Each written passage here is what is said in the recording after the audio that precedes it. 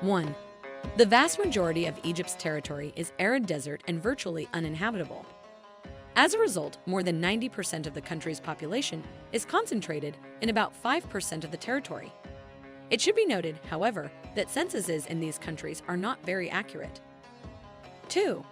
The Nile River has always been crucial to the development of Egyptian life and civilization. This is mainly due to the aridity of its lands mentioned above. Had it not been for the rises and floods produced by the river, many Egyptians would not have had fertile land to grow crops. Because of this, the Nile River was considered a deity in ancient Egypt and was depicted with a human body and the head of a crocodile. This deity was called Sobek. 3. Despite this way of life and this dependence on the river, famines in ancient Egypt were not very frequent. Many mummies showed signs of being overweight, and there are no written records of long periods of food deprivation. 4. Ancient Egyptian medicine was very advanced in many ways. They were the first to design something similar to today's processes, as remains of arms made of wood for medical use have been found. 5. There are more than 110 pyramids scattered across the country, and several of them have surprising relationships with the positions of the stars in space. However, Egypt is not the country with the most pyramids in the world. That record belongs to its neighbor, Sudan. 6. Evidence has been found that the pyramids were not built by slaves, but by free men under contract. This is shown mainly by the existence of the builders' graves, something that slaves never had. 7. Today, the Great Pyramid of Giza in Egypt is the only one of the 7 wonders of the ancient world still standing. It was the tallest building in the world for several thousand years. 8. As many of you know, Egypt had a great respect for animals, especially cats. So much so that the protective deity of the home, happiness, and harmony was represented as a cat called Bastet. 9. But that is not all. There were a multitude of laws against animal abuse. Some of them were not adopted in the West until a few years ago, or are not even taken into account in some countries. 10. Another very important animal in Egyptian culture was the bee. It was believed that the tears of Ra, the sun god, turned into bees when they reached the earth. 11. Beetles were also a very important symbol for the Egyptians, as they represented life after death and resurrection. 12. The Egyptians attached great importance to the afterlife and prepared many things for it.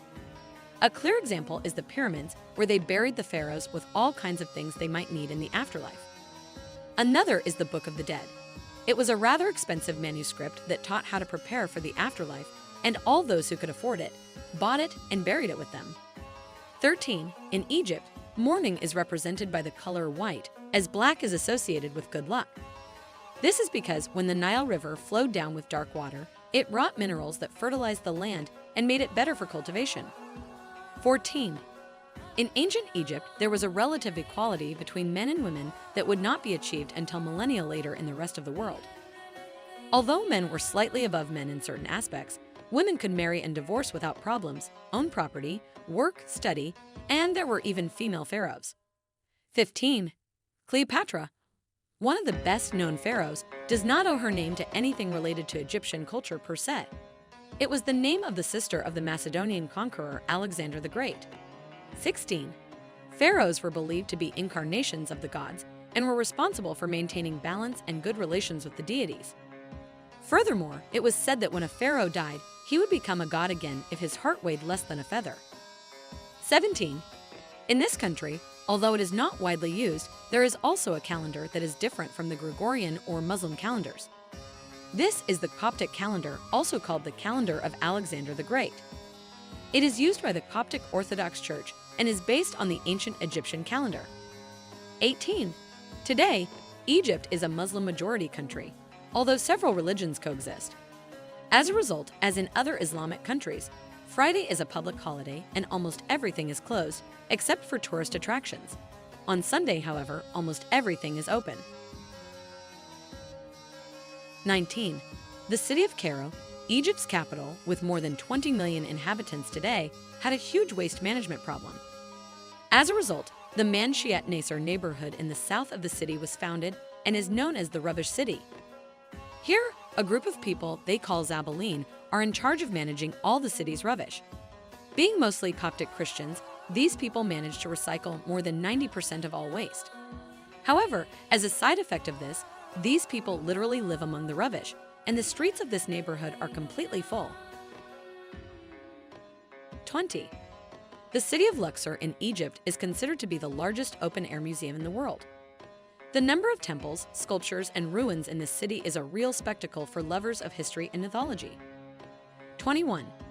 The statues of deities that were built in Egypt were washed with lotus water and scented before being displayed. 22. The well-known Eye of Horus was used as a protective amulet and is a symbol that has been adopted in different cultures and beliefs. But what is most striking is its striking resemblance to the pineal gland. 23. A tribe still lives in Egypt today that has crocodiles living in their houses as a symbol of protection. They are known as the Nubians and live in both southern Egypt and northern Sudan. 24. Today, Egypt is not only known for its history, mythology, and amazing tourist sites, but also for one of the most important engineering works in the world. This is the Suez Canal, which connects the Mediterranean Sea and the Red Sea.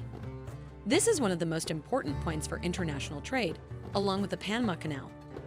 25. As is the case in Iran, as I discussed in this video, which if you haven't seen above and in the description, in Egypt, it is common to refuse invitations at least once, even if you really want to. Although it is not taken to such exaggerated levels as the Persian tariff, it is quite frowned upon to accept something the first time or sometimes even the second time. If he says it 3 or more times, you can accept and you will know that the proposal is for real. And that's all for today's video. Which of these facts did you not know? Which one did you find most interesting? Leave it below in the comments. If you liked the video, I would be very grateful if you could leave a like. It helps me to continue with this kind of content. Also, if you want more videos like this, don't forget to subscribe to the channel and activate the little bell to know when I upload something new. Thank you very much for watching the video until the end, and I hope you found it surprising and interesting. See you soon.